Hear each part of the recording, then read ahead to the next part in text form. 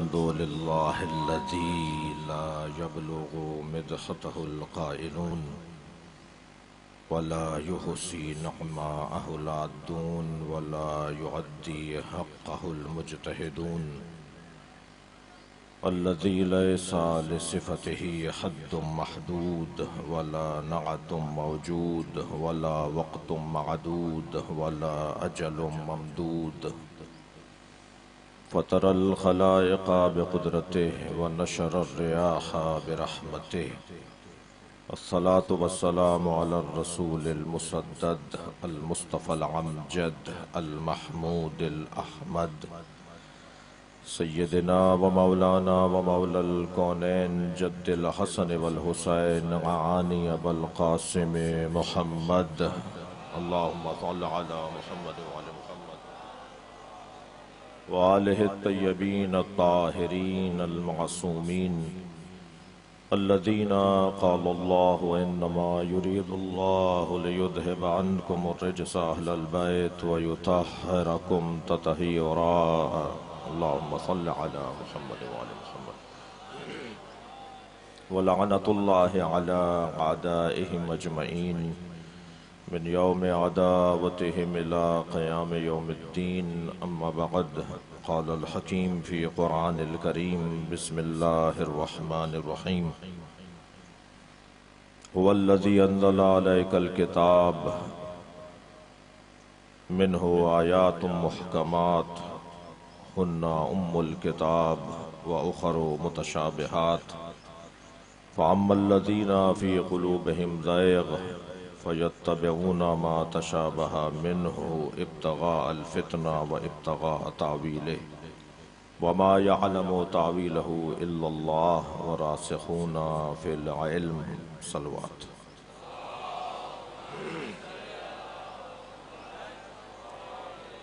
مرحوم و مغفور کے لیے سورہ فاتحہ تلاوت بسم اللہ الرحمن الرحیم الحمد لله رب العالمين الرحمن الرحيم مالك يوم الدين إياك نعبد وإياك نستعين اهدنا الصراط المستقيم صراط الذين أنعمت عليهم غير المغضوب عليهم ولا الضالين بسم الله الرحمن الرحيم قل هو الله أحد الله الصمد لم يلد ولم يولد ولم يكن له كفوا أحد بسم الله الرحمن الرحيم قل هو الله أحد الله الصمد لم يلد ولم يولد ولم يكن له كفوا أحد اللهم صل على محمد وآل محمد قرآن مجید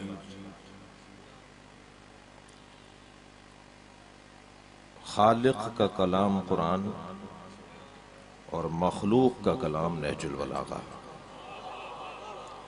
یہ دو ایسے کلام ہیں جو وقت کے محتاج نہیں ہیں میں اور آپ تو سورج کو دیکھ کر چلتے ہیں نا سورج علی کو دیکھ کے چلتا ہے ٹائم لیس کلام ہر زمانے میں نیا ہر دور میں تازہ جب قرآن اٹھا کر دیکھیں ایسا لگتا ہے جیسے آج ہی آیت نازل ہوئی ہے اور علی کا کلام جب نہج البلاغہ پڑھ کے دیکھیں ایسا لگتا ہے جیسے علی ہم سے بات کر رہے ہیں وہ کوئی اور ہوں گے جو مر گئے میں اور آپ جس دروازے پر بیٹھے ہیں وہ مردوں کا دروازہ نہیں ہے ہم زندوں کو ماننے والے لوگ ہیں چل بات ہدیہ کریں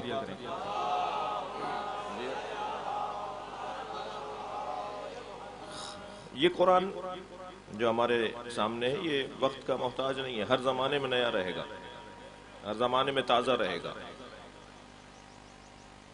ایک صاحب کہنے لگے ایک جوان مجھ سے کہنے لگا مولانا قرآن 1400 سال پہلے نازل ہوا تھا زمانہ بدل گیا ہے جدید دور کے ساتھ پرانا کلام کیسے چلے گا قرآن مجید اللہ کا کلام حقیقت کو بیان کرتا ہے اور حقیقت تبدیل نہیں ہوتی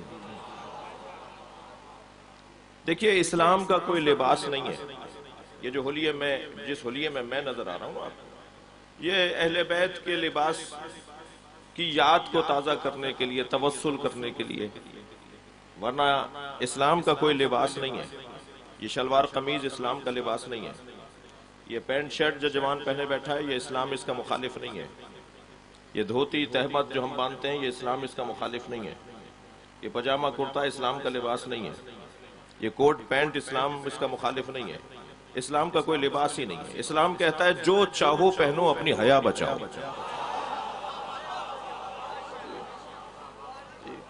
اسلام کی کوئی غذا نہیں ہے فلاں اسلامی ڈش، آج بریانی اتنی استعمال ہو رہی ہے کہ شاید آگے جا کے اس بریانی کو اسلام کی ڈش کہہ دیا جائے۔ اسلام کا کوئی کھانا نہیں ہے۔ اسلام کہتا ہے جو چاہو کھاؤ مگر حلال کھاؤ، حرام نہ کھانے پاؤ۔ اسلام کی کوئی سواری نہیں ہے، یہ گھوڑا، یہ خچر، یہ گدھا، یہ اونٹ، یہ اونٹنی، یہ اسلام کی سواریاں نہیں ہیں۔ وہ اور بات ہے کہ اللہ کا بنایا ہوا اور بندوں کے بنائے ہوئے میں فرق ہے۔ اللہ کی جو بنائی ہوئی سواری ہے وہ شان سے اپنے اوپر سوار کو بٹھاتی ہے، اور جو بندوں کی بنائی ہوئی سواری 2 کروڑ کی بھی ہوگی تو پہلے گردن جھکوائے گی پھر بیٹھنے دے گی۔ بندہ سمجھ رہا ہے کہ میں ترقی کر رہا ہوں، اور یہ تو پرانا نظام ہے کہ اللہ کے بنائے ہوئے کو مانو گے تو عزت مند رہو گے، اور اگر اپنے ہاتھ کا بناؤ گے تو قدم قدم پہ شرمندہ ہو جاؤ گے۔ تو اللہ کے نظام سے جڑنا چاہیے۔ ویسے بھی اللہ کے بنائے ہوئے میں اور بندوں کے بنائے ہوئے میں بہت موٹے موٹے روشن فرق ہے جی۔ بندے جب بناتے ہیں تو اپنے جیسے ہی بناتے ہیں نا، اور جب اللہ بنائے گا تو اپنی صفات کا جلوہ گر بنائے گا۔ اور جو تجربہ کرنے کے شوقین ہیں، جتنے بھی فنون ہیں نا، وہ سب تجربے کی بنیاد پر آگے بڑھے ہیں۔ میر انیس رحمت اللہ علیہ جی، انہوں نے جو پہلا مرثیہ کہا تھا اور جو آخری مرثیہ کہا، دونوں میں فرق ہے۔ یہ مائک جو آج میرا گریبان بھی پکڑے بیٹھا ہے، جو سب سے پہلا بنا تھا آج وہ کسی میوزیم میں ہوگا، اور یہ جو آخری اور آج لیٹسٹ اور جدید ہے وہ اس شکل میں آ گیا ہے، یہ آہستہ آہستہ ترقی کر رہا ہے۔ پہلے تصویر کھینچنے کے لیے ایک بڑا ڈبہ ہوتا تھا، ایک صندوق سا ڈبہ ہوتا تھا، اس میں وہ کیمرہ مین اپنی گردن گھسا کر اور پھر تصویر کھینچتا تھا۔ آج یہ چھوٹی چھوٹی کیمرے موجود ہیں، آہستہ آہستہ فن ترقی کر رہا ہے۔ ایسے ہی ہے، مصور جب تصویر بناتا ہے تو پہلی تصویر اس کی اتنی اچھی نہیں تھی جتنی آخری تصویر اچھی ہوئی۔ شاعر جب پہلا کلام کہتا ہے، اس کا پہلا کلام اتنا اچھا نہیں تھا جتنا اس کا مثلا 200 نمبر کا کلام، 200 کلام کہنے کے بعد کلام اچھا ہو گیا۔ تو انسان تجربہ کر کے ترقی کی طرف جاتا ہے۔ اللہ کہتا ہے کچھ چیزوں میں تمہیں تجربہ کرنے کی اجازت نہیں ہے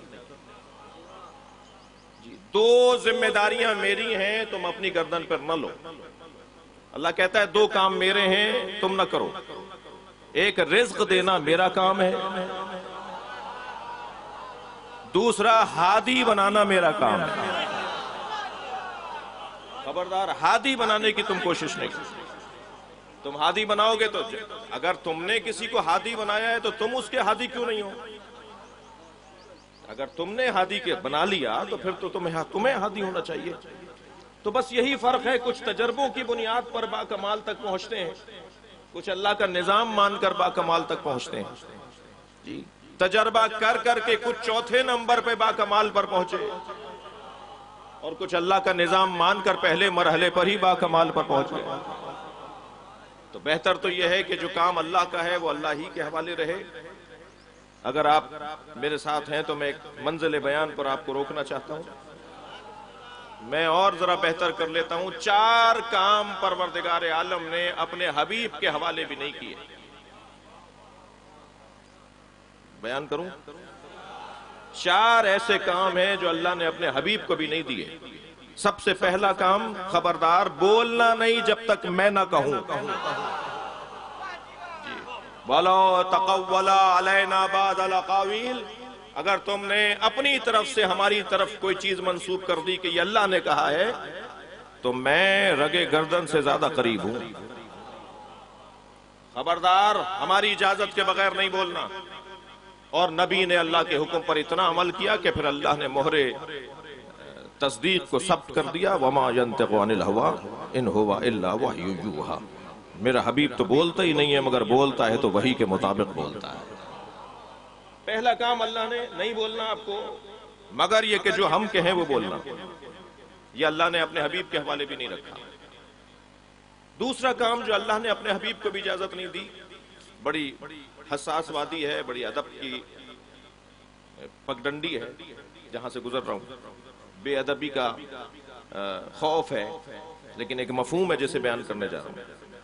دوسری چیز جو اللہ نے اپنے حبیب کو بھی نہیں دی، قبیلہ بنی نذیر کے لوگ آئے کہ ہم مسلمان ہونا چاہتے ہیں، پورا قبیلہ، مگر ہماری 3 شرطیں ہیں۔ سب سے پہلی شرط ہماری یہ ہے، اچھا دیکھیے، جو شرط و شرائط لگا کر مسلمان ہو پھر وہ شرط و شرائط پر واپس بھی چلا جائے گا۔ ایک جملہ اور کہہ دوں اپنے ان جوانوں کے لیے، میری خوش قسمتی ہے کہ مجلس میں 50% سے زیادہ جوان ہیں، یہ میری خوش قسمتی ہے۔ ایک جملہ کہہ دوں، اہل بیت کا چاہنے والا، مولا کا ماننے والا، معجزے سے مولا کو نہیں مانتا، مولا کو مولا سے مانتا۔ مولا معجزہ دکھائیں گے تو میری نوکری نہیں لگ رہی، میرا گریڈ نہیں بڑھ رہا، اچھا مولا سے کاروبار ہے کہ وہ ہمارا کہ نوکری ملے گی تو مولا کو مانوں گا اور نوکری نہیں ملے گی تو نہیں مانوں گا۔ معجزہ دکھاتے ہیں، سب کو معجزہ دکھاتے ہیں، مجھے نہیں دکھاتے۔ تم سب نہیں ہو، تم اپنے ہو۔ چاہنے والا کبھی بھی معجزہ نہیں مانگتا، معجزے تو وہ مانگتے ہیں کہ ہمیں معجزہ دکھائیے، جو مانتے نہیں ہیں۔ خبردار خبردار، علم پر جا کے مولا سے لڑائیاں نہ کیا کریں۔ صلوات پڑھیں مولا عباس کی ذات پر۔ جی کہنے لگے جی 3 شرطیں ہیں ہماری، ہم اسلام قبول کرنا چاہتے ہیں مگر ہماری 3 شرطیں ہیں۔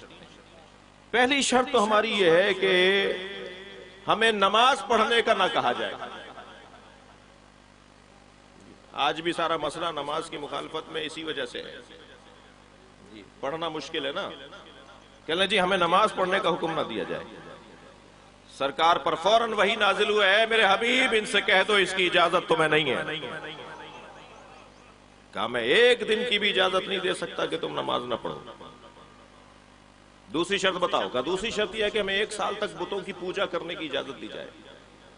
سرکار نے فرمایا میں 1 لمحے کی اجازت بھی نہیں دے سکتا۔ تم اسلام قبول کرو تو تمہاری قسمت اچھی ہو جائے گی، تم کو اسلام پر احسان نہیں کر رہے ہو مسلمانوں کا۔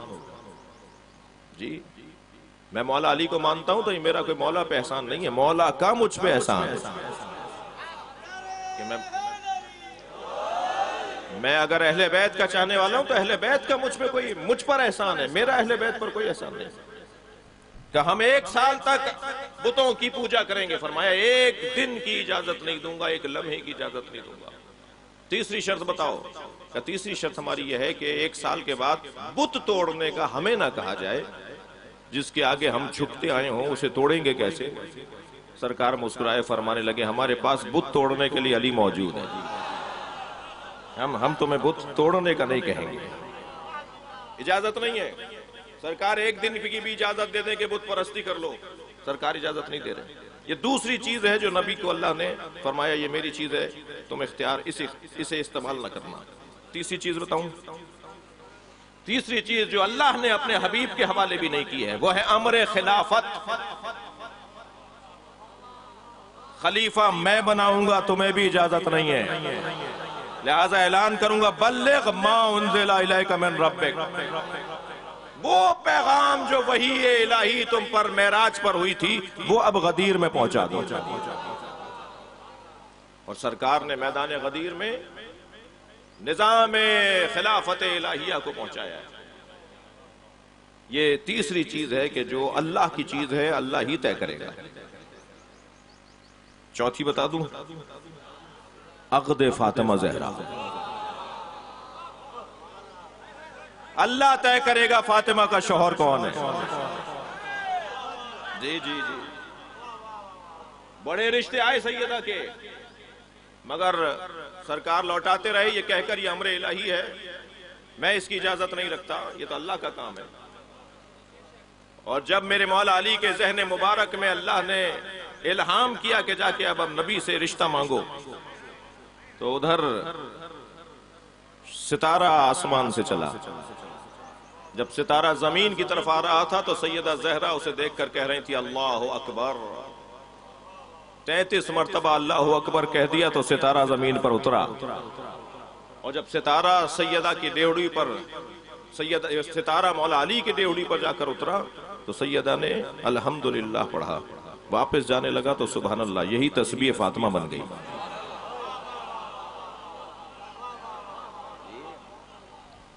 اب طے پایا کہ کون ہے فاطمہ کا شوہر۔ جوانوں کی تعداد خاصی بیٹھی ہے، ابھی 1 مہینہ ہے، شادیاں کر سکتے ہیں آپ جی۔ البتہ ممکن ہے مجلس کے بعد مجھ سے کوئی کہے مولانا آپ نے جوانوں کے ساتھ ہی کیوں محدود کر دیا، ہم بھی تو امیدوار ہیں۔ تو یہ تو ایسا واحد موضوع ہے کہ یہ تو 90 سال کا بزرگ بھی کچھ دیر کے لیے سنبھل کے بیٹھ جاتا ہے کہ جی میں بھی تو امیدوار ہوں۔ وہ جب کسی نے سر سید احمد خان سے پوچھا نا کہ آپ سقیفے میں ہوتے تو کس کو ووٹ دیتے جی، توجہ ہے، میں اشاروں میں بات کروں گا۔ سر سید احمد خان سے کسی نے پوچھا، علی گڑھ کے جو یونیورسٹی کے جو بانی تھے، کہ اگر آپ سقیفے میں ہوتے تو کس کو ووٹ دیتے؟ تو اپنی داڑھی پر ہاتھ پھیر کے فرمان لگے ہم خود امیدوار ہوتے۔ بھائی سلوات پڑھ لیں محمد و آل محمد۔ تو یہ 1 مہینہ ہے، ابھی ذی الحج شروع ہوا ہے، اور ابھی کیونکہ بی بی کے عقد کی تاریخ گزری ہے تو میرا دل کہتا تھا کہ اس مجلس میں اس پہ تھوڑی دیر کے لیے ٹھہروں۔ تو شادیاں ہوں گی، پھر محرم آ جائے گا، پھر تو ہم 2.5 مہینے تک شادیاں نہیں کرتے۔ ہم سب سنی شیعہ، میرے مخاطب صرف شیعہ نہیں ہیں، میرے پیارے سنی بھی ہیں، اور مجلس اعضا ویسے ہی جوڑنے کی جگہ ہے۔ ہم امام بارگاہ علیحدہ بناتے ہیں اور مسجد علیحدہ بناتے ہیں۔ کیا شیعوں کے پاس پیسہ زیادہ ہے کہ مسجد بھی بناتے ہیں امام بارگاہ بھی بناتے ہیں؟ شیعوں کے پاس پیسہ زیادہ نہیں ہے، ضرورت دین ہے۔ اس لیے کہ مسجد میں ہندو نہیں جا سکتا، یہودی نہیں جا سکتا، عیسائی نہیں جا سکتا۔ کل قیامت میں اگر ہندوؤں نے شکایت کر دی یا اللہ میں دین سمجھنے گیا تھا، مسلمان نے تو مسجد میں نہیں آنے دیا تھا، مسلمانوں کا کوئی فرقہ جواب نہیں دے سکے گا، آپ جواب دیں گے یا اللہ ہم نے مسجد کے ساتھ امام بارگاہ اسی لیے تو بنایا تھا۔ نعرہ حیدری، یہ حسین کا خیمہ ہے، ہر آنے والے حر کے لیے کھلا رہنا چاہیے۔ کوئی پابندی نہیں ہے میرے برابر میں ہندو نہیں بیٹھ سکتا، کیوں نہیں بیٹھ سکتا؟ کوئی پابندی نہیں ہے ہماری مجلس میں عیسائی نہیں آ سکتا، کیوں نہیں آ سکتا؟ سنی تو ویسے ہی ہماری جان ہے۔ میں تو بارہا کہہ چکا ہوں میں شہنشاہ حسین نقوی سنی ہوں۔ یہ کیسے ممکن ہے کوئی شیعہ ہو اور وہ سنی نہ ہو؟ یہ کیسے ممکن ہے؟ صلوات پڑھیں گے سیدہ کی ذات پر۔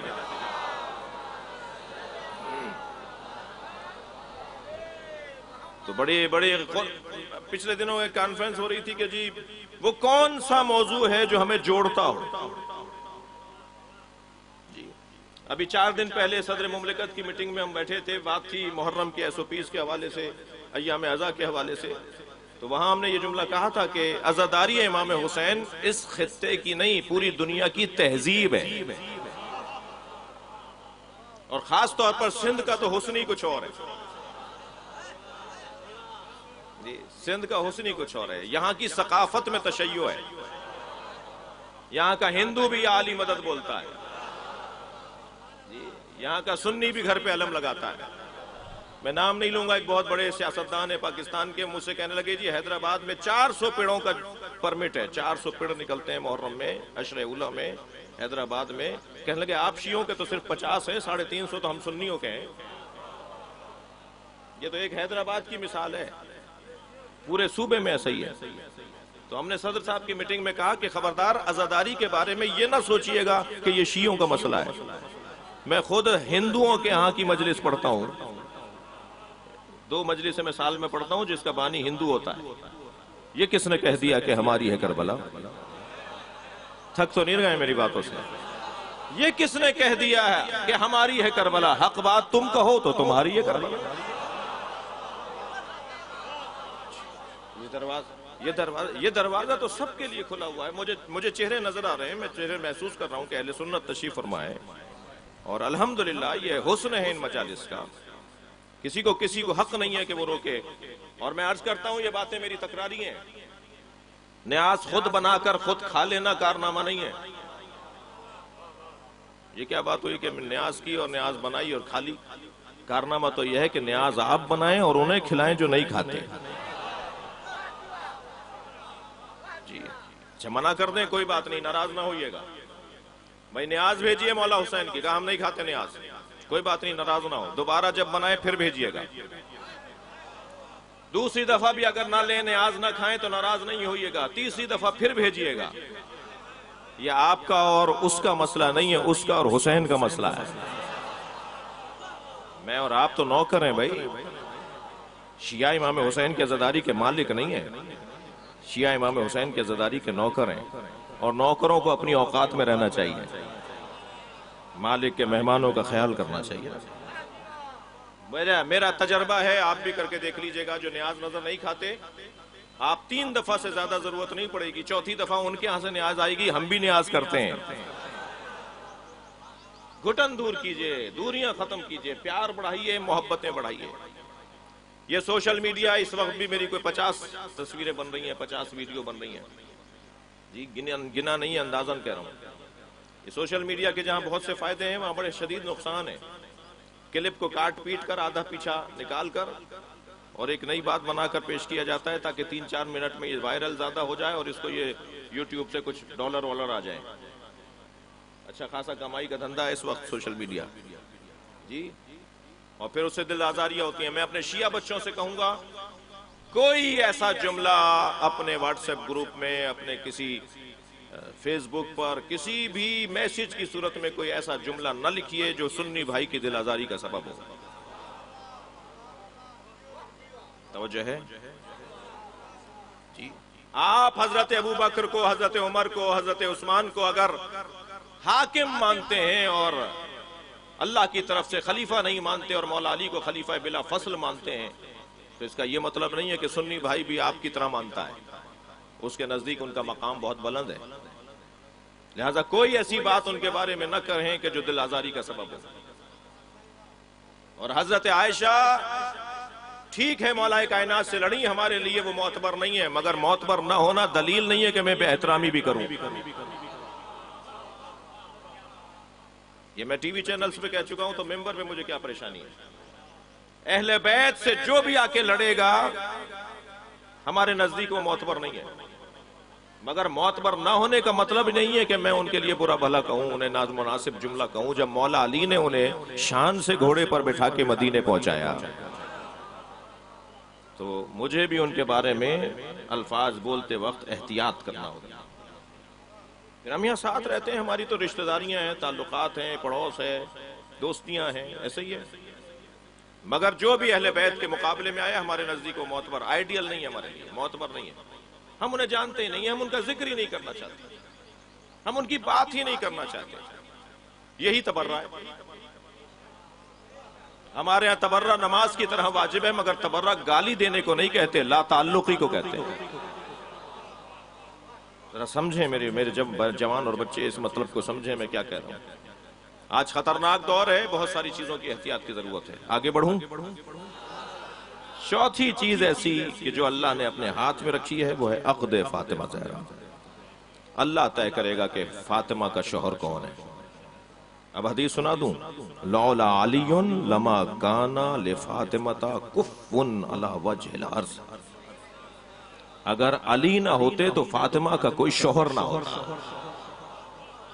دقت چاہوں گا عزیزان گرامی, حدیث کو میں الٹا کرنے کی اجازت نہیں رکھتا, مجھے اختیار نہیں ہے کہ حدیث کو الٹا کر دوں. لولا فاطمہ لما کانا لعلی کف علی وجہ الارض. اگر فاطمہ نہ ہوتی تو علی کے لیے کوئی بیوی نہ ہوتی. یہ حدیث نہیں ہے. دقت چاہوں گا, حدیث یہ نہیں کہہ رہی کہ اگر بیوی فاطمہ نہ ہوتی تو علی کا کوئی ہمسر نہ ہوتا, علی کی کوئی زوجہ نہ ہوتی. حدیث کہہ رہی ہے اگر علی نہ ہوتے تو فاطمہ کا کوئی شوہر نہ ہوتا. اللہ اکبر. معلوم یہ ہوا کہ فاطمہ کی عظمت اتنی عظیم ہے کہ فاطمہ جیسا اگر کوئی ملے گا تو علی ملے گا۔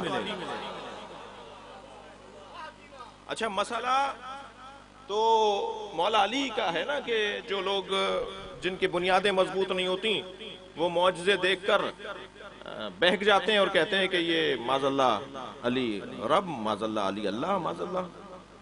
مسئلہ تو مولا علی کا ہے نا۔ تو کہا جاتا نا کہ اگر فاطمہ نہ ہوتی تو علی کا کوئی ہمسر نہ ہوتا۔ یہ کیوں کہا جا رہا ہے اگر علی نہ ہوتے تو فاطمہ کو کوئی ہمسر نہ ہوتا؟ کفر کا مسئلہ تو علی کے ساتھ چل رہا تھا۔ مسئلہ تو مولا علی کی بندگی کا اور الوہیت کا الجھن میں پڑا ہوا تھا۔ توجہ کر رہے ہیں؟ میں نے ایک جملہ کہا جن کی بنیادیں مضبوط نہیں ہوتی وہ بہک رہے ہوتے ہیں۔ مولا علی ایک سفر پہ جا رہے ہیں، ایک یہودی بھی ساتھ ہو لیا۔ اے علی آپ کہاں جا رہے ہیں؟ فرمایا میں فلاں منزل کے لیے۔ کہا میری منزل بھی وہی ہے۔ رستے میں ایک دریا پڑ گیا، رستے میں ایک دریا آ گیا۔ مولا علی نے ایک مرتبہ اپنے سر سے چادر اتاری اور دریا پر پھینکی، وہ رستہ بن گیا، سخت ہو گئی، پتھر کی طرح، سل کی طرح بن گئی۔ مولا اس سے پیر رکھ کے چلے گئے۔ یہ کہنے لگا کہ میرے پاس بھی ایک عزم اعظم ہے، میں بھی یہ کام کر سکتا ہوں۔ مولا نے فرمایا کرو، آ جاؤ، اس طرف آ جاؤ۔ اس نے ایک مرتبہ کچھ پڑھنا شروع کیا، پانی جمنا شروع ہو گیا، وہ پانی پہ چلتا ہوا ادھر چلا گیا۔ کہنے لگا میں نے تو اسم اعظم پڑھا، آپ نے کیا پڑھا؟ مولا نے فرمایا جو اسم اعظم تم نے پڑھا ہے وہ ذرا مجھے سناؤ۔ کہنے لگے جب ہم کسی مشکل میں آتے ہیں تو آخری نبی کے وصی علی کا نام لیتے ہیں۔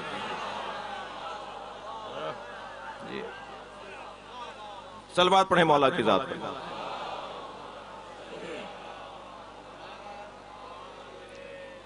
میں نے ایک جملہ کہا تھا، بچے تیار بیٹھے ہیں شادیوں کے لیے ماشاءاللہ، اور بہت سارے بچوں نے تو ویسی سفارش کی بھی ہے کہ ہمارے ابا کو بتا دیں ہم جوان ہو گئے ہیں۔ تو ابا سے جب جا کے کہا کہ اپنے بچے کی شادی کر دیجیے، کہنے لگے کوئی شکایت آئی ہے کیا؟ تو ابا اماں تو اس وقت تک شادی کرنے کو تیار نہیں جب تک اس کی شکایت نہ آ جائے۔ تو شکایت سے پہلے ہی شادی ہونی چاہیے نا، تو یہ کہیں اور جا کے نہ مشکل میں آ جائے، اس کو صحیح وقت پہ باندھ دیجئے، ذرا جوانی ہے۔ کہا جاتا ہے نا کہ یہ جوڑا آسمان پر بنا ہے بھائی فلاں کے بیٹے کی فلاں کی بیٹی سے شادی ہو رہی ہے، دونوں نے MBA کیا ہوا ہے، دونوں نے مثلاً اتنا پڑھا ہوا ہے اور گھر اتنے اچھے ہیں دونوں کے۔ کہنے دیکھیں وہ جو رشتے ہوتے ہیں نا وہ آسمانوں پر بنتے ہیں۔ بھائی رشتے اگر آسمانوں پر بنتے ہیں تو زمین پہ ٹوٹتے کیوں ہیں؟ رشتے آسمانوں پر نہیں بنتے، رشتہ آسمان پر بنا ہے، اور وہ علی اور بطول کا رشتہ ہے، واحد رشتہ ہے جو آسمان پر بنا ہے۔ اللہ نے عرش پر جناب زہرا کا نکاح پڑھایا، تھکے تو نہیں ہیں؟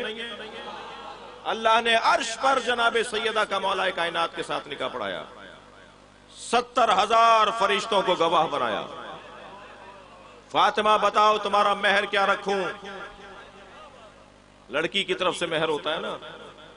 فاطمہ بتاؤ تمہارا مہر کیا رکھوں؟ بی بی نے فرمایا میرے بابا کی امت کی بخشش، میں اپنے بابا کی امت کو جنت میں جاتا دیکھنا چاہتی ہوں۔ ذرا جگر تھام کر مجھے جواب دیجئے گا، مہر کون دیتا ہے؟ بھائی شوہر حضرات بیٹھے ہیں نا، آپ نے دے دیا نا، نہیں دے دیا تو ذرا آج جا کر بیگم صاحبہ سے معافی مانگ لیجئے۔ ایک صاحب کہنے لگے کہ یہ شوہر حضرات بیویوں سے ڈرتے کیوں ہے پتہ ہے؟ دوسرے نے کہا جی مجھے پتا ہے۔ کہا بھئی کیسے؟ کہا یہ مقروض ہیں، انہوں نے اب تک مہر دیا ہی نہیں ہے۔ بڑے مرد بنتے ہیں، 5-5 ہزار روپے معاف کرواتے ہیں۔ پرانے وقت کے لوگوں کے تو 5-5 ہزار مہر تھے نا، وہ بھی کہتے ہیں معاف کر دو ہمیں۔ بھئی مہر معاف کرنے کے لیے، مہر دینے کے لیے نا۔ کون دیتا ہے مہر؟ شوہر۔ بی بی فرما رہی میرے بابا کی امت کی بخشش میرا مہر کون دے گا؟ یہ جی کون بخشوائے گا امت مصطفیٰ کو؟ کون لے جائے گا جنت میں؟ وہی جو زوجہ ہے، جو زوج علی ہو، جو زوج بطول ہوگا، جو زوجہ ہوگا، زوج ہوگا، جو شوہر ہوگا جناب زہرا کا، وہی لے جائے گا نا۔ اب ذرا سنیے کہ جنت کے دروازے پہ علی علی کی صدائیں کیسی ہیں۔ جنت کے دروازے پر کوئی نہیں پہنچ سکتا جب تک کہ مولا کائنات کا موہب نہ ہو۔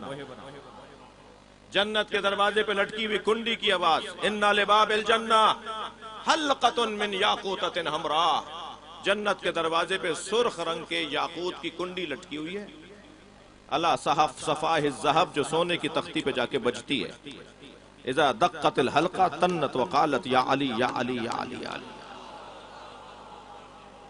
جب وہ درے جنت کی زنجیر بجنے لگتی ہے تو اس میں سے آواز نکلتی ہے، اور آواز ہے یا علی یا علی۔ ایسے ہی ہے۔ ایک صاحب کہنے لگے کہ وہ جو مومنین جب جنت میں پہنچیں گے تو انہیں یہ آواز آئے گی، تو ویسے ہی مومن کے علاوہ کون جنت میں جائے گا بھی نہیں، وہی جائے گا نا جو مومن ہوگا۔ طے ہے کہ محشر میں مولا کائنات اپنے چاہنے والوں کو جنت کی طرف رہنمائی کریں گے۔ ایک اور محاورہ بھی بولا جاتا ہے آپ کے یہاں، ہمارے یہاں، اور محاورہ یہ ہے کہ بھئی برابری تو دیکھو، وہ اتنا پڑھا ہوا ہے، یہ کم پڑھی بھی ہے، وہ اتنے پیسے والے، یہ کم پیسے والے، برابری تو ہونی چاہیے میاں بیوی میں۔ دنیا میں کوئی رشتہ نہیں ہے جو برابری کی بنیاد پر ہوا ہو، صرف ایک ہی رشتہ ہے جو برابری کی بنیاد پر۔ جی، علم اگر علی کا اتنا ہے کہ سلونی کا دعویٰ کرے تو زہرا کا علم بھی علی کے برابر ہے۔ شجاعت اگر علی کی ایسی ہے تو شجاعت زہرا کی بھی ایسی ہے۔ علی کے ہاں طہارت اور عصمت ہے تو سیدہ کے ہاں بھی عصمت و طہارت ہے۔ خبردار جسے قرآن نے سچا کہا ہو، جسے قرآن نے صدیقہ کہا ہو، جس کے سامنے آنے والے کو قرآن نے جھوٹا کہا ہو، کیا ہوا ہے مباہلے کے اندر، کیا ہوا ہے مباہلے کے اندر؟ ثم نبتہل، پھر ہم مباہلہ کریں گے، وَنَجْعَلْ لَعْنَتَ اللَّهِ عَلَى الْكَاذِبِينَ، اور پھر ہم جھوٹوں پہ لعنت بھیجیں گے اللہ کی۔ تو اہل بیت کے مقابل جو آ رہا ہے، لڑنے جو آ رہا ہے، قرآن نے اسے مباہلے کے میدان میں جھوٹا کہا ہے۔ اور یہاں سے کون آیا ہے؟ یہاں سے سیدہ ایک بی بی آئی ہیں، سیدہ صدیقہ ہیں قرآن کے مطابق۔ میں اس پاک ممبر پر کسی جاہل انسان کا نام لے کر اس ممبر کے تقدس کو پامال نہیں کروں گا، میں تو ایک شبہ کا ازالہ کروں گا، اور شبہ کا ازالہ یہ اس صورت میں ہے کہ جب قرآن کی آیت، سورہ مبارکہ شورى کی آیت، قُلْ لَا أَسْأَلُكُمْ عَلَيْهِ أَجْرًا إِلَّا الْمَوَدَّةَ فِي الْقُرْبَى، ان سے کہہ دو کہ مجھے کچھ نہیں چاہیے رسالت کے عوض سوائے یہ کہ قربہ سے مودت کریں۔ حضرت عائشہ فرماتی ہیں کہ فاطمہ سے زیادہ نبی کے کوئی قریب تھا ہی نہیں۔ جی، اہل سنت برادران کی کتابوں میں احادیث موجود کہ ازواج مصطفیٰ نے یہ کہا کہ زہرا سے زیادہ قریب سرکار کے کوئی نہیں تھا، سب سے زیادہ قریب اگر کوئی وجود تھا نبی سے تو وہ زہرا کا وجود، جو سب سے قریب ہو اسے تو حدیث کا پتہ نہیں ہے، اور آپ کو حدیث کا پتہ ہے۔ میں آج ایک مفتی صاحب سے راستے میں بات کر رہا تھا کہ یہ جو حضرت نے فرمایا، فاطمہ تمہارے بابا نے یہ فرمایا ہے کہ ہمارا مال جو ہوتا ہے وہ امت کا ہوتا ہے، صدقہ ہوتا ہے، اس حدیث کے بارے میں علماء اہل سنت کیا کہتے ہیں؟ تو فوراً ایک مفتی صاحب نے فرمایا خبر واحد ہے، سوائے حضرت کے کسی اور نے نبی سے سنا ہی نہیں، سوائے حضرت کے کسی اور نے نہیں سنا اسے، صرف انہوں نے سنا ہے۔ اور پھر جناب زہرا فرما رہی ہیں کہ اچھا مسئلہ بی بی کا ہے، اور بی بی کو نبی بتا کر نہیں گئے۔ دقت ہے آپ کی، مسئلہ میراث کا، جائیداد کا، باغ کا، سیدہ کا ہے نا، تو سیدہ کو تو بتا کے جاتے سرکار کے بیٹی میرے بعد مانگنا نہیں۔ اچھا مانگنے کا تو سوال جب پیدا ہوتا جب بی بی کے ہاتھ میں نہ ہوتا، یہ تو نبی کے زمانے میں بی بی کے حوالے تھا، اور پھر آپ یہ جملہ کہہ دیں کہ معاذ اللہ بی بی خطا پر تھی، معاذ اللہ۔ آپ میں اکثر بزرگ تشریف فرما ہے یا کم سے کم آدھا تعداد، اب سے 20 سال پہلے تک کہا جاتا تھا نا کہ یہ شیعوں کی گھڑی بھی باتیں، ایسا کچھ ہوا ہی نہیں ہے، یہ اللہ کا مکر ہے جو استعمال ہو رہا ہے۔ اللہ بھی تو مکر کرتا ہے نا، اللہ کا مکر یعنی اللہ کی حکمت۔ اب یہ اللہ کا مکر سامنے آیا ہے، اللہ کی حکمت سامنے آئی ہے کہ اب تم اپنی زبان سے کہہ رہے ہو کہ کھڑی رہیں گھنٹوں، اور آخر میں یہ کہہ کر لوٹا دیا گیا کہ یہ آپ کا نہیں ہے، اور بی بی خاموش ہو کر چلی گئیں۔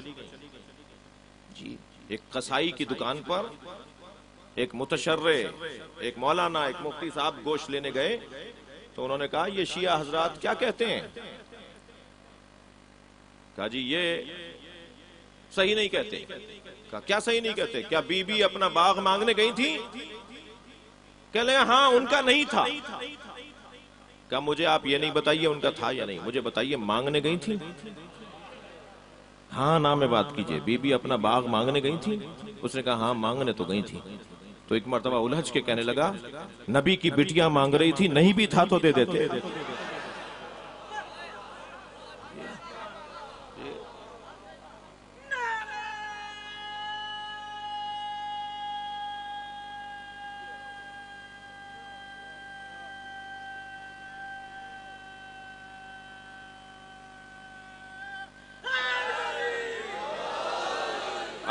الحمدللہ بہت سارے اس وقت اہل سنت کے علماء، اہل سنت کے دینی مدارس بہت ہی اچھے انداز سے اس مقدمے میں اپنا حصہ ڈال رہے ہیں۔ سب سے زیادہ برادران اہل سنت نے، علماء اہل سنت نے اس شخص کے خلاف آواز اٹھائی ہے جس نے بی بی کو معاذ اللہ خطا پر کہا ہے، اور ہم آفرین مرحبا شاباش بولتے ہیں اور ان کے لیے دعا گو ہیں۔ مسئلہ شیعہ سنی کا نہیں ہے، مسئلہ ناموس مصطفیٰ کا ہے، مسئلہ سیدہ نبی کی دختر کا ہے۔ آگے بڑھوں؟ وہ اللہ جس نے اپنے حبیب کے قلب پر قرآن کو اتارا، وَالَّذِي أَنزَلَ عَلَيْكَ الْكِتَابَ، وہ اللہ جس نے اپنے حبیب پر، اے میرے مصطفیٰ تمہارے اوپر قرآن کو اتارا۔ قلب مصطفیٰ پہ قرآن اترا ہے۔ یہ قلب مصطفیٰ کوئی معمولی جگہ نہیں ہے۔ علامہ اقبال روزانہ صبح کی نماز کے بعد قرآن پڑھتے تھے۔ ایک دن ان کے ابا ان کے برابر سے گزرے، کہنے لگے بیٹا کیا پڑھ رہے ہو؟ کہا بابا قرآن پڑھ رہا ہوں۔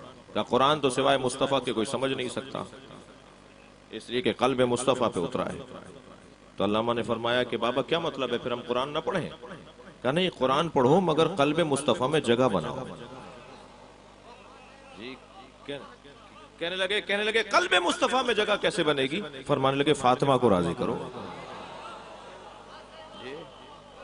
جو سیدہ کو راضی کرے گا وہ قلب مصطفیٰ میں جگہ بنائے گا، پھر قرآن اسے سمجھ میں آنا شروع ہوگا۔ یہ قلب مصطفیٰ پہ اترنے والا کلام ہے جس کی دو قسمیں ہیں، آیات محکمات اور آیات متشابہات۔ محکم آیتیں، متشابہ آیتیں۔ اور جو لوگ زنگ زدہ ہیں، جن کے دل ٹیڑھے ہیں، جو فتین ہیں، جو فتنہ پھیلانا چاہتے ہیں، جو معاشرے میں فساد پھیلانا چاہتے ہیں، وہ قرآن کی آیت پڑھ کر ہی بتاتے ہیں، مگر وہ متشابہ آیت سے سہارا لیتے ہیں، محکم آیت کو چھوڑ دیتے ہیں۔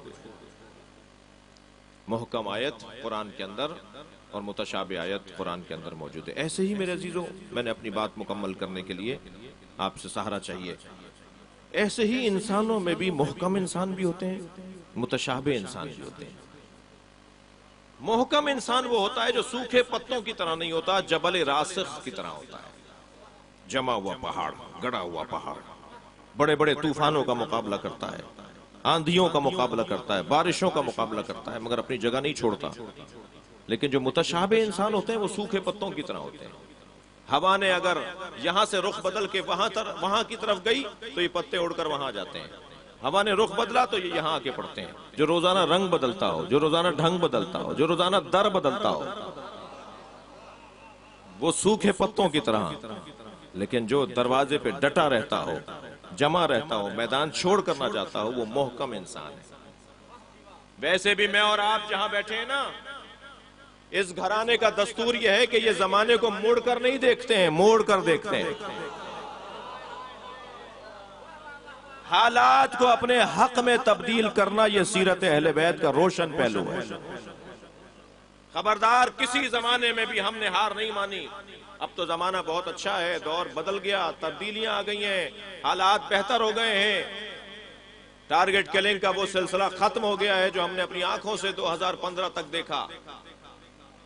2015 کے بعد آرمی پبلک اسکول پر جب پشاور میں حملہ ہوا، اس کے بعد ہماری پاک آرمی، جسے ہمارا سلام ہو، اس نے ہمت پکڑی اور پاکستانی شہریوں کو محفوظ کر دیا۔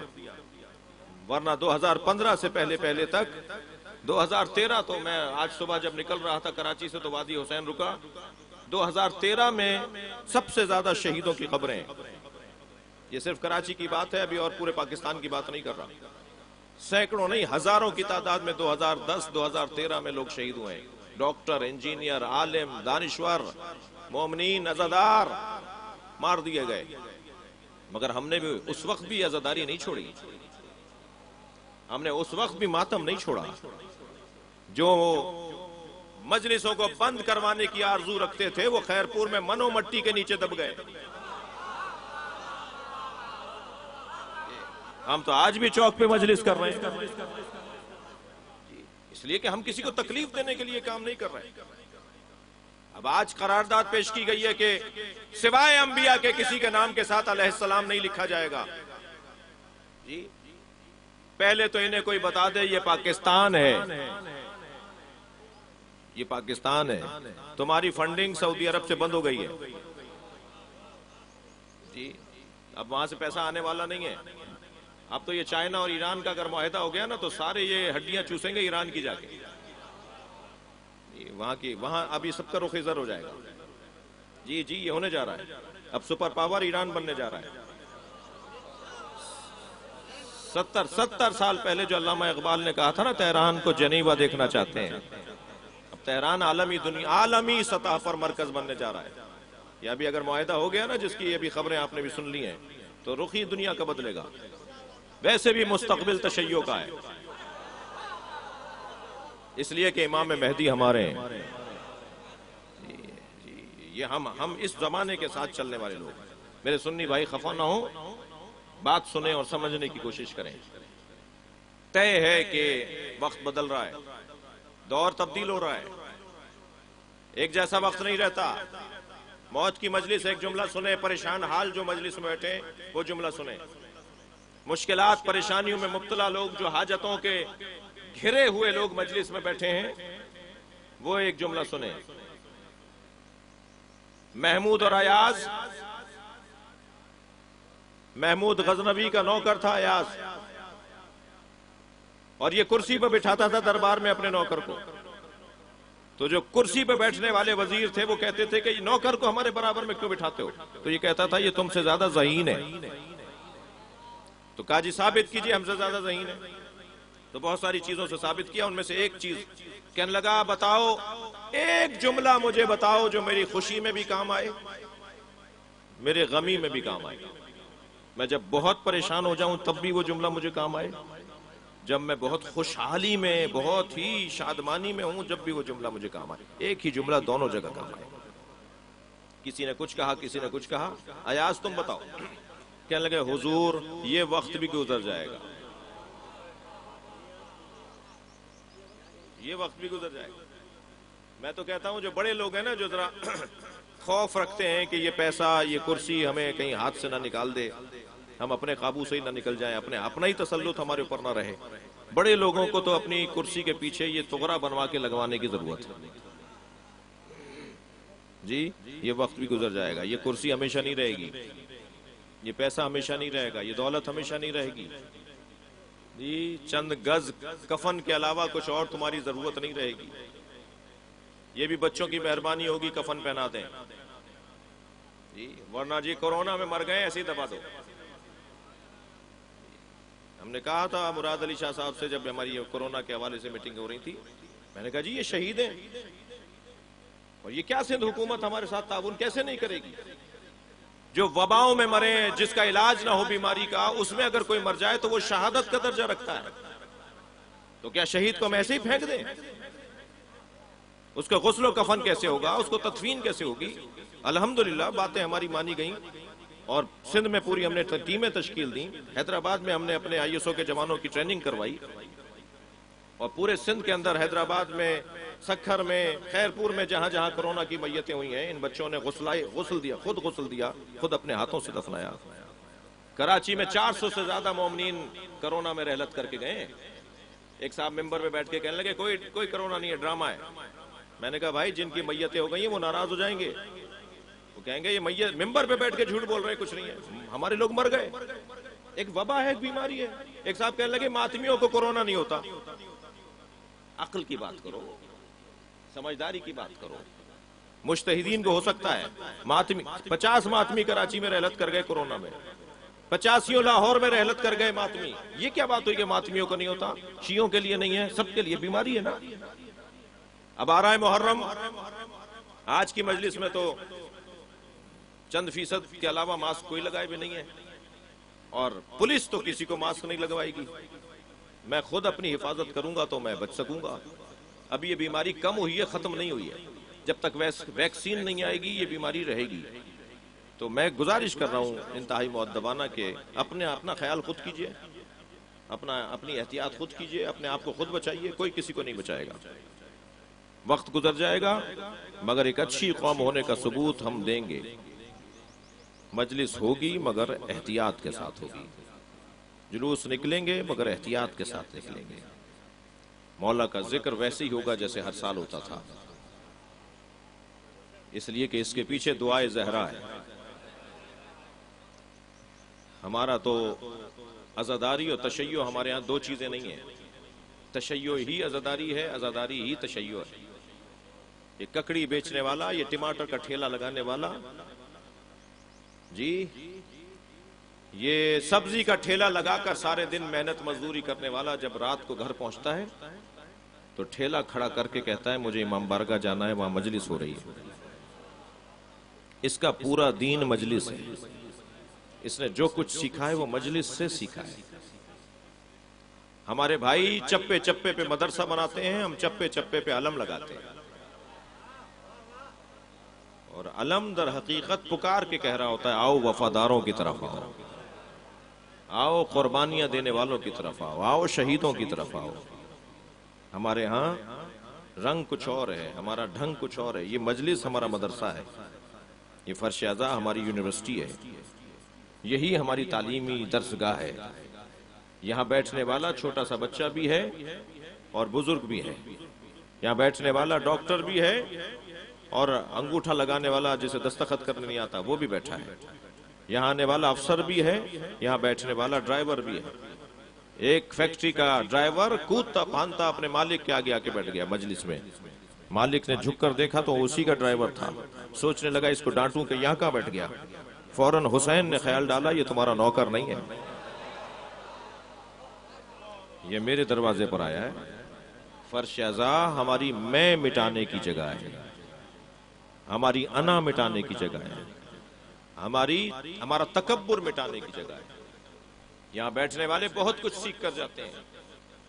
ہمارے پاس جو کچھ ہے وہ عزاداری سید الشہداء سے ہے. یہ ہر سال کی طرح ہوگی مگر احتیاط کے ساتھ ہوگی، اور آپ ثابت کریں گے کہ آپ محتاط لوگ ہیں. وقت گزر جائے گا، کردار باقی رہے گا.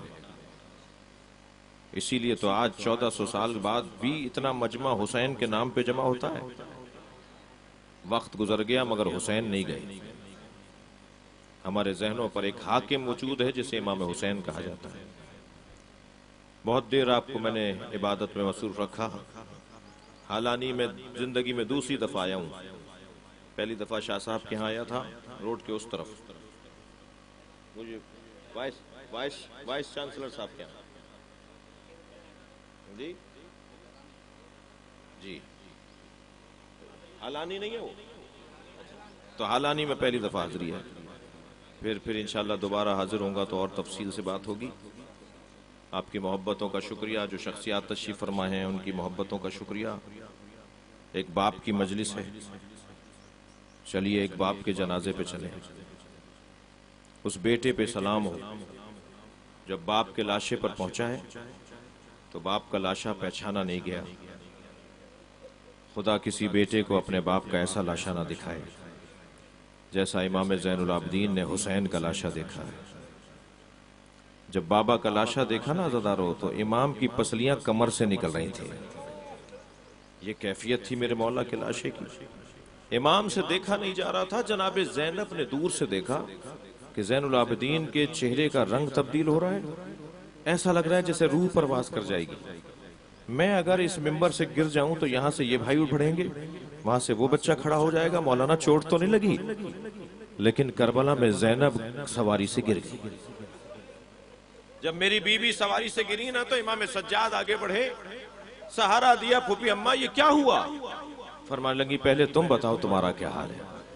کہا 2 قدم آگے آ کے ذرا بابا کا لاشا دیکھیے، پھر مجھ سے انصاف کیجئے کہ میرا کیا حال ہے. ایک بہن بھائی کے لاشے پہ پہنچی ہے، اللہ بہنوں کو بھی ایسا لاشا بھائیوں کا نہ دکھائے. جب پہنچی نا عزادارو تو بس ایک جملہ کہنے لگی انت اخی زینب، کیا تم ہی زینب کے بھائی حسین ہو؟ اور پھر لاشے کے گرد چکر کاٹنے لگی، کبھی پائنتی آ جاتی ہیں، کبھی سرہانے آ جاتی ہیں. امام سجاد نے پوچھا پھوپھی اماں کیا دیکھ رہی ہیں؟ فرمان لگی سالم جگہ ڈھونڈ رہی ہوں جہاں بوسہ دے سکوں. اجرکم اللہ، اجرکم اللہ. آپ کی آوازیں بلند ہیں، 2-3 منزلیں لوں گا. اے زین العابدین مجھے بھائی کا بدن سالم نظر نہیں آ رہا. تو سنیں گے کٹے ہوئے گلے کا بوسہ دیا اور مدینے کی طرف رخ کر کے کہا صلی علیکہ یا رسول اللہ، اے اللہ کے رسول، اے نانا آپ پر فرشتے سلام کرتے. ھذا حسین، یہی ہے وہ آپ کا حسین جسے آپ گود میں اٹھاتے تھے، دوش پر بٹھاتے تھے، جسے زبان چساتے تھے. مرمل بالدماء مقطوع الاعضاء مسلوب العمى متوردا. اے نانا اس کا امامہ اتار کے لے گئے، اے نانا اس کی عبا اتار کر لے گئے.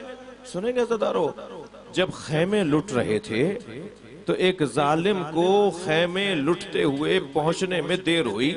جب پہنچا تو خیمے لٹ چکے تھے. تو ایک لوٹنے والے سپاہی سے کہا کہ مجھے تو کچھ بھی نہیں ملا. تو کہنے لگا جلدی کرو حسین کا لاشا لوٹا جا رہا ہے. اجرکم اللہ، اجرکم اللہ. یہ روایت سن لیجئے. کہتا ہے جب میں حسین کے لاشے پر پہنچا تو میں نے دیکھا کہ کوئی امامہ لے جا چکا ہے، کوئی حسین کی نالینیں اتار کے لے جا چکا ہے، کوئی مولا کی عبا لے جا چکا ہے. حسین کے بدن پہ کچھ باقی نہیں ہے. ہاں حسین کے کمر میں ایک پٹکا بندھا ہوا ہے جو حسین نے اس پھٹے ہوئے کرتے کو روکنے کے لیے باندھا تھا. جی کمر میں ایک رومال باندھا ہوا ہے، ایک پٹکا باندھا ہوا ہے. وہ ایک کرتا تھا جو حسین میرے مولا کے بدن پر تھا، اسے روکنے کے لیے پٹکا باندھا ہوا ہے. کہنے لگا میں نے سوچا کہ اس کرتے کی تو کوئی قیمت نہیں ملے گی مگر اس پٹکے کی قیمت مل جائے گی. یہ ظالم کہتا ہے کہ میں حسین کے برابر میں بیٹھ گیا.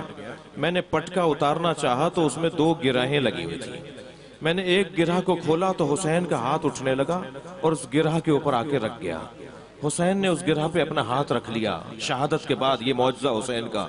کہتا ہے میں نے بہت چاہا کہ حسین کا ہاتھ اٹھاؤں اور ہٹاؤں، لیکن حسین کا ہاتھ اتنا بھاری تھا کہ حسین کا ہاتھ ہٹتا نہیں تھا اس گرہ پر سے. تو کہتا ہے میں نے خنجر نکال کے حسین کا ہاتھ کاٹ دیا. حسین نے دوسرا ہاتھ اس پٹکے پہ رکھا، میں نے دوسرا ہاتھ بھی کاٹ دیا. میں رونے والوں سے ایک سوال کرتا ہوں، یہ زینب نے کیسے دیکھا ہوگا؟ بھائی کا بدن مقطع الاعضاء اور زینب کے سر پہ چادر نہ رہی. اللہ لعنت اللہ علی قوم الظالمین. یا اللہ نوازوں پر رحمت نازل فرما، رونے والوں کی توفیقات میں اضافہ فرما، مرحوم و مغفور کے درجات کو بلند فرما، ان کی کوتاہیوں سے درگزر فرما، امام زمانہ کے ظہور میں تعجیل فرما. مزید سورہ فاتحہ مرحوم و مغفور کے سال ثواب. بسم اللہ الرحمن الرحیم اهدنا الصراط المستقيم غير المغضوب عليهم ولا الضالين. صل على محمد وعلى